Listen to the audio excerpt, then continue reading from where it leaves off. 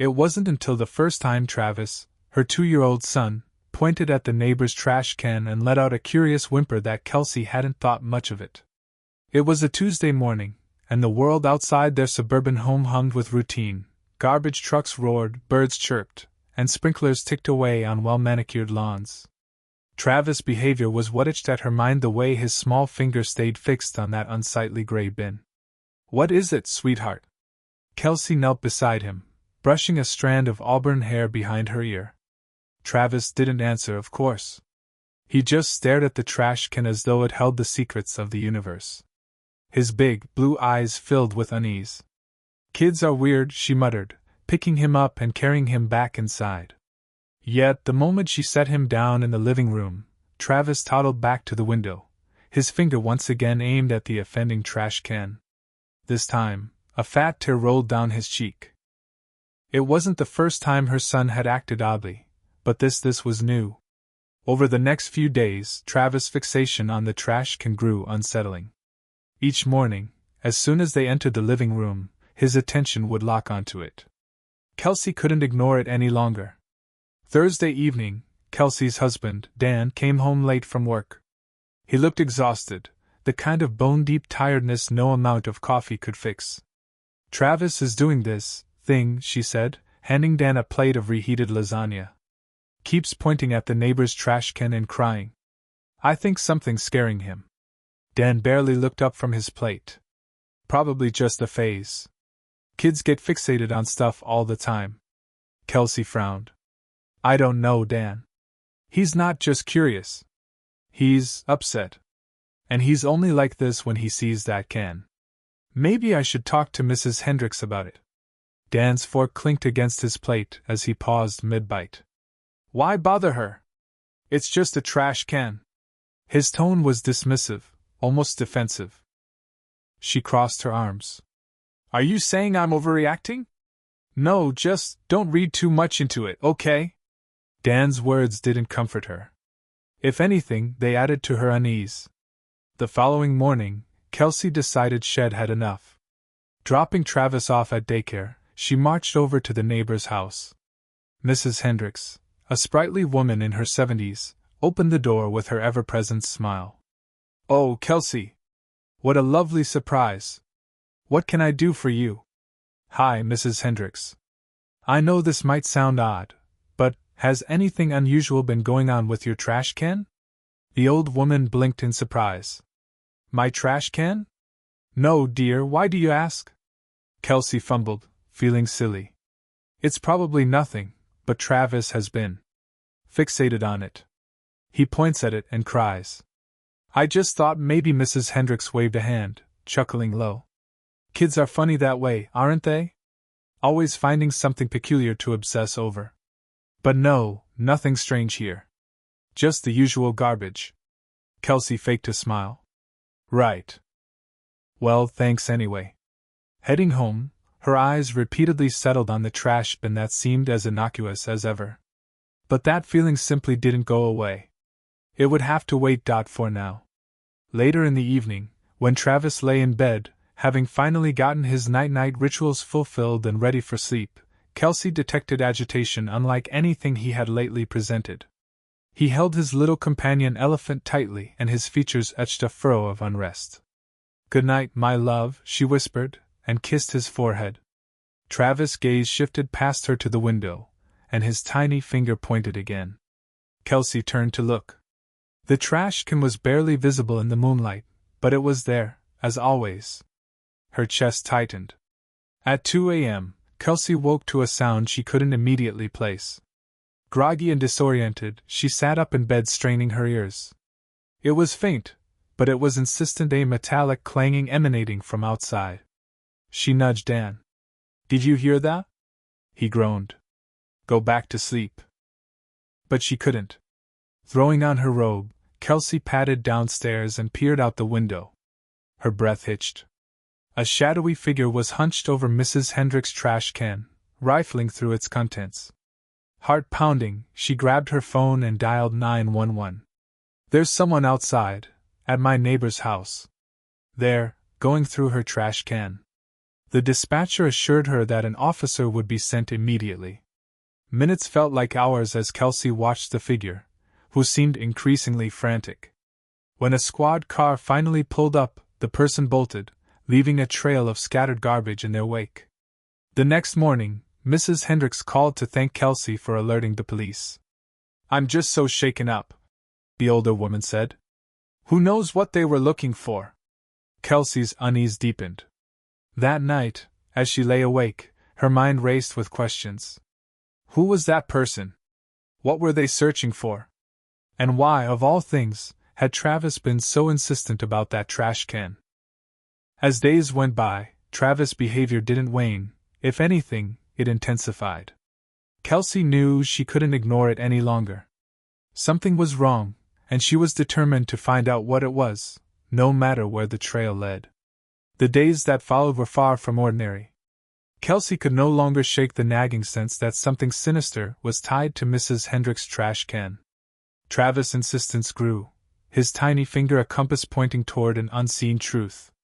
Mornings had become a nervous ritual for her: breakfast, cleaning up, and then watching her son standing at the window, his gaze nailed to that thing. Kelsey felt the weight of his wordless warning in every glance he cast at her. What could a child know that she didn't? By Monday, Kelsey knew she had to do something. "You're doing what?" Dawn's voice shot up as she finished explaining her plan. He stood in the kitchen, his coffee mug frozen midair. "I'm going to take a look inside the trash can," she said firmly, arms crossed. "Kelsey, for God's sake, this is ridiculous. You're letting a toddler's fixation turn you into a conspiracy theorist." "And what if I am?" she shot back. "Can you honestly tell me you're not even a little curious?" Dan sighed, running a hand through his disheveled hair. "No, I'm not curious. I'm worried. About you. This isn't normal." "What's not normal?" she countered, her voice trembling, "is our son crying and pointing at the same trash can for a week straight. Something is wrong. And going to find out what." Dan muttered something under his breath, clearly unhappy, but he didn't try to stop her. Kelsey felt a spark of determination as she grabbed a pair of gloves and a flashlight. Whatever was in that trash can, she was going to uncover it. It was late afternoon when Kelsey approached the neighbor's yard. Mrs. Hendricks was out, her driveway empty, which gave Kelsey the opportunity she needed. Her heart pounded as she reached the trash can. The lid felt unnervingly heavy as she lifted it. The smell of decaying waste wafted out. With gloved hands, she began to sift through the garbage. Old newspapers, rotting food, and empty bottles. Everything seemed ordinary, but a gut feeling told her to keep looking. Just as she was about to give up, her fingers brushed against something out of place. It was a small, metallic box, about the size of a shoebox, duct-taped shut. Kelsey's breath caught in her throat. She pulled it out, her hands shaking as she turned it. The box was scuffed and dented, but there was no mistaking the deliberate way it had been sealed. What was this doing in Mrs. Hendricks' trash? Back in her kitchen, Kelsey set the box on the counter. Travis sat in his high chair, babbling softly, wide eyes fixed on the box as if in recognition. She grasped a pair of scissors and started snipping away through the layers of tape. With every snip, her heart was pounding more, the weight of what she had done pressing down. And finally, the last piece of tape came off as she pried the box open. Inside, she found something that made her blood turn to ice. There was a stack of old photographs, a few pieces of jewelry, and a folded note scrawled in messy handwriting. Kelsey's fingers shook as she unfolded the note. "You thought you could hide it forever. But secrets have a way of coming to light." The photos weren't any less unnerving. The images were of a much younger Mrs. Hendricks with a man Kelsey did not know. They looked as if they were close to one another, intimately close. Some showed them laughing on the beach together. In others, they stood arm in arm at what looked like a wedding reception. But it was the last photo that made her stomach drop. It showed the man alone, standing in front of a house that looked eerily familiar. Kelsey realized with a jolt that it was her house. By the time Dan came home that evening, Kelsey was pacing the living room, the photographs spread out on the coffee table. Travis was asleep upstairs, but the tension in the house was palpable. "What's all this?" Dan asked, narrowing his eyes as he took in the scene. "You tell me," Kelsey shot back, holding up the note. "What kind of person leaves this in a trash can?" Dawn's face darkened. "Where did you get that?" "Mrs. Hendricks' trash." "Don't pretend you don't know anything about it." For a moment, Dawn's expression wavered, a flicker of something Kelsey couldn't quite place. Was it fear? Guilt? "You had no right to go through her trash," he said finally, his voice low and tight. "That's an invasion of privacy." Kelsey's anger flared. "And what about this?" She gestured to the photographs. "Who is this man? And why was he standing in front of our house?" Dan didn't say anything. Instead, he just flipped around and left the room. Kelsey was now too frustrated. She followed him, her voice rising. "Don't you dare walk away from me, Dan! What are you hiding?" That night, Kelsey slept little. Dan had offered no explanation, and the silence between them was deafening. She couldn't shake the feeling that he knew more than he was letting on. Worse, Travis' behavior had taken on a new urgency. He no longer simply pointed at the trash can, he cried inconsolably whenever they passed it. The next morning, Kelsey decided to confront Mrs. Hendricks directly. She marched over to the elderly woman's house, the metallic box tucked under her arm. Mrs. Hendricks answered the door with her usual warm smile, but her expression faltered when she saw the box. "Oh," she said softly, her eyes darting to the object in Kelsey's hands. "I see you found it." "What is this?" Kelsey demanded, her voice shaking. "And what does it have to do with my family?" Mrs. Hendricks sighed, gesturing for Kelsey to enter. "It's a long story," she said, her voice laced with regret.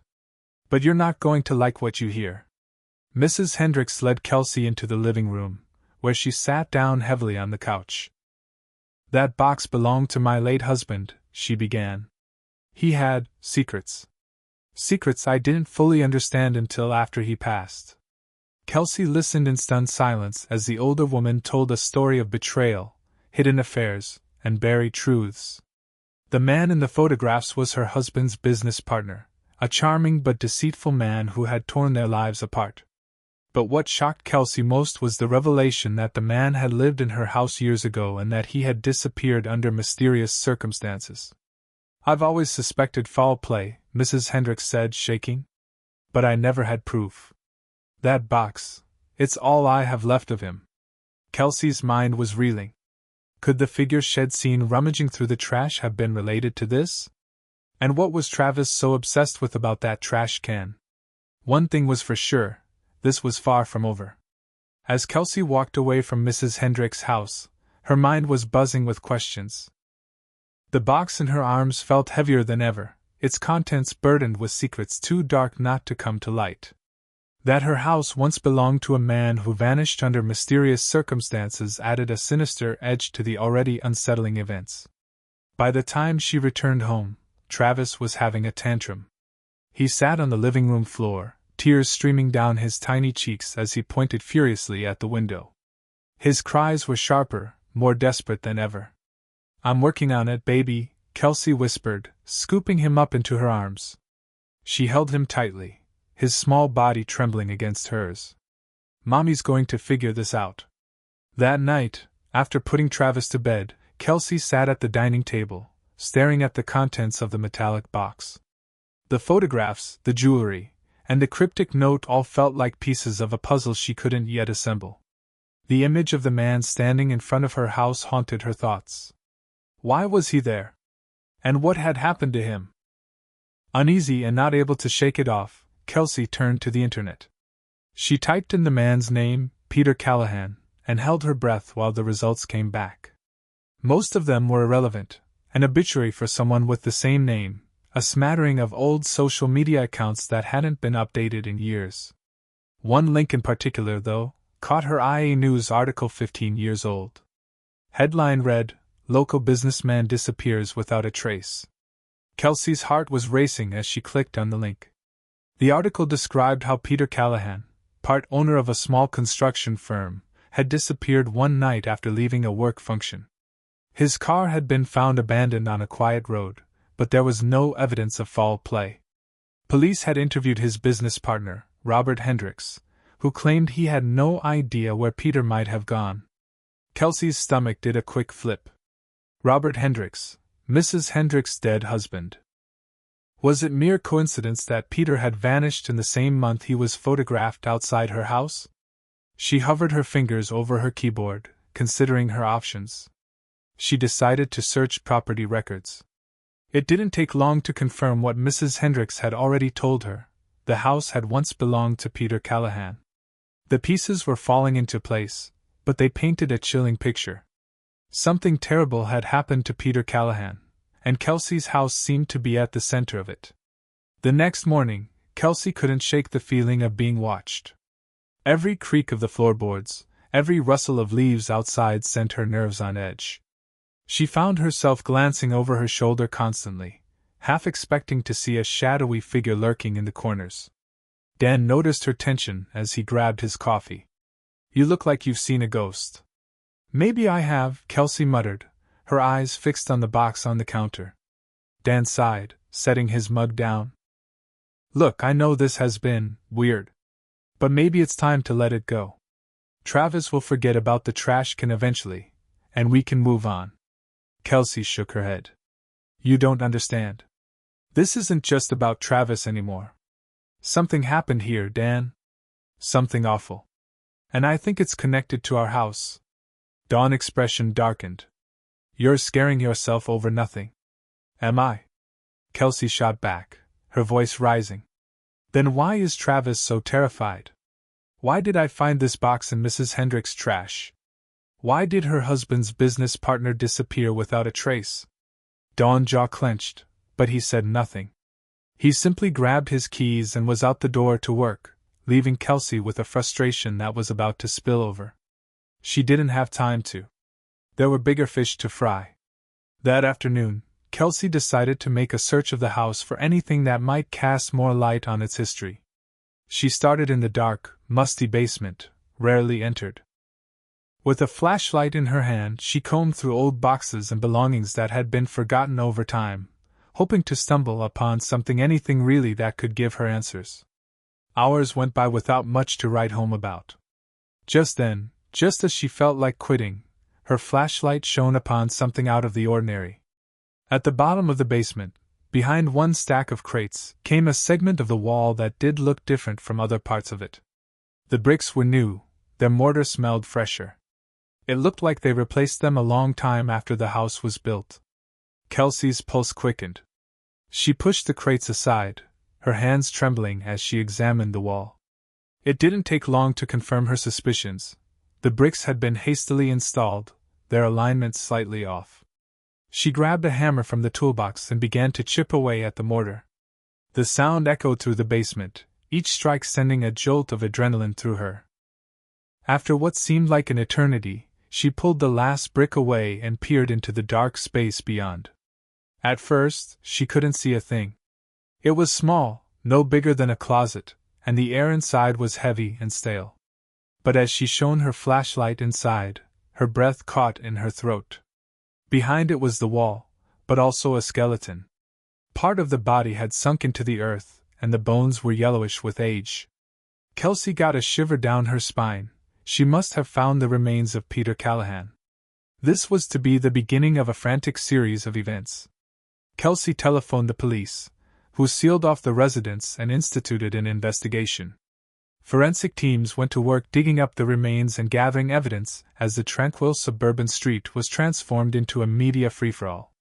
Mrs. Hendricks was utterly heartbroken when she finally got the news. "I always feared this might be the case," she admitted, tears streaming down her face. "But I never thought that this would be how it ended." As the investigation unfolded, more details came to light. Peter Callahan hadn't just been a business partner to Robert Hendricks, he had been a rival, his relationship fraught with tension and betrayal. Financial disputes, personal grudges, and whispered accusations had culminated in a confrontation the night Peter disappeared. Though Robert had passed away years ago, evidence suggested he had been responsible for Peter's death. But even as the case seemed to reach its conclusion, One question remained unanswered. Why had Travis been so drawn to the trash can? What connection did her son have to the events of the past? Kelsey couldn't explain it, but she felt a deep sense of closure as she held Travis that evening. His cries had stopped, and for the first time in weeks, he seemed at peace. Whatever connection he had to Peter Callahan, whether it was intuition, a lingering spirit, or something else entirely, it had served its purpose. The truth had come to light, and the shadows that had haunted their lives were finally beginning to lift. The storm in Kelsey's life was only heightened by the discovery of Peter Callahan's remains. News crews swarmed the neighborhood, and curious onlookers lined the sidewalks, peeking at the suburban scandal. Kelsey felt confined within her own home, overwhelmed by everything she had uncovered. Travis, on the other hand, acted as though a weight had been lifted off his shoulders. He no longer obsessed over the garbage can. Instead, he showed a new calmness. He quietly played in the living room, his giggles filling the house. Kelsey couldn't explain it, but somehow her son knew that justice had been served. As the police investigation continued, Kelsey was called in for questioning. The detectives, a stern man named Carter and a younger woman named Torres, wanted to piece together the chain of events that had led her to uncover Peter Callahan's remains. "So, let me get this straight," Carter said, his pen poised over a notepad. "Your son, a 2-year-old, pointed at the neighbor's trash can, and that's what started all of this." Kelsey nodded. "I know it sounds crazy, but he wouldn't stop pointing at it. He cried every time he saw it. I couldn't ignore it."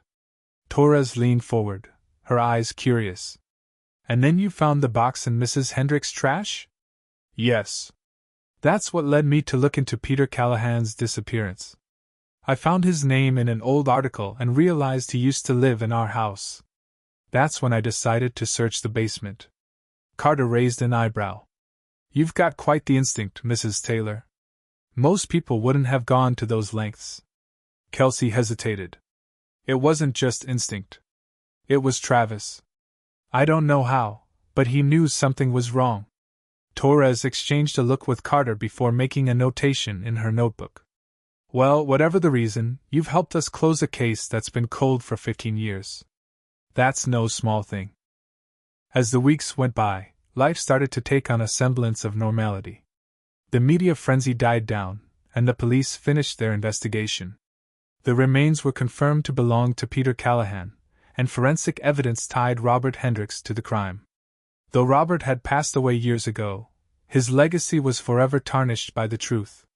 Devastated by the revelations about her late husband, Mrs. Hendricks decided to move away. "I need a fresh start," she told Kelsey during their final conversation. "This house, this neighborhood, it's all tainted now.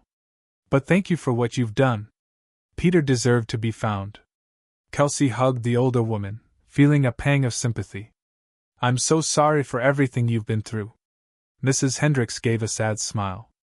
"Don't be. The truth needed to come out, no matter how painful."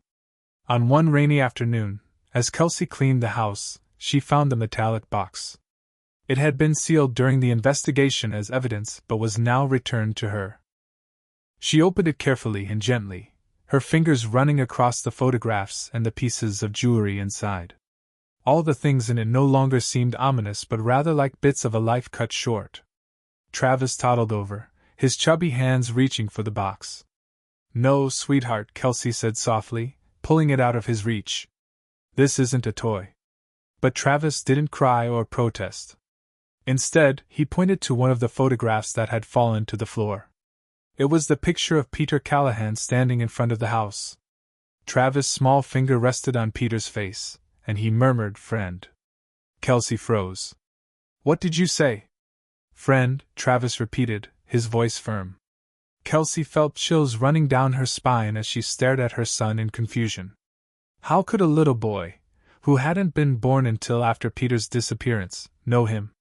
Was Peter's spirit reaching out to her son? Guiding Travis to the truth? That evening found Kelsey sitting by the fireplace, the metallic box on her lap. She thought about the events of the past few weeks, the secrets that had been dug up, and the strange, inexplicable connection her son seemed to have to it all. Dan joined her, a rare look of vulnerability on his face. "I've been thinking about everything," he said, sitting down beside her. "I'm sorry for doubting you. You were right to follow your instincts." Kelsey nodded, her eyes misty. "I just couldn't ignore it." Travis knew something was wrong. "I don't know how, but he did." Dawn's hand clapped onto hers. "Whatever it was, you did the right thing. You are giving Peter's family finally closure. It is the fact because of you." As it was, they sat amidst silence while the crackling fire filled the room, its shadows now, at 1 degree, neutralized, taking what had lain upon their heart during long months, healing it. As time turned into days and days into months, Kelsey often found herself reflecting on the weird sequence of events. She couldn't explain it all, how Travis had known, why he had been so drawn to the trash can, or what his connection to Peter Callahan had been. But sometimes, maybe some mysteries were not meant to be unraveled. Sometimes, maybe it was just enough to know that justice had been served and the truth was finally out. One afternoon, while watching Travis play in the backyard, she felt a quiet gratitude for her son's inexplicable intuition. He had been the catalyst for it all, the tiny spark that had illuminated a dark and hidden truth. And though the journey had been harrowing, it had also been transformative. Kelsey smiled as Travis ran toward her, his laughter filling the air. Whatever the future held, she knew they could face it together. The past no longer held them captive. They were free.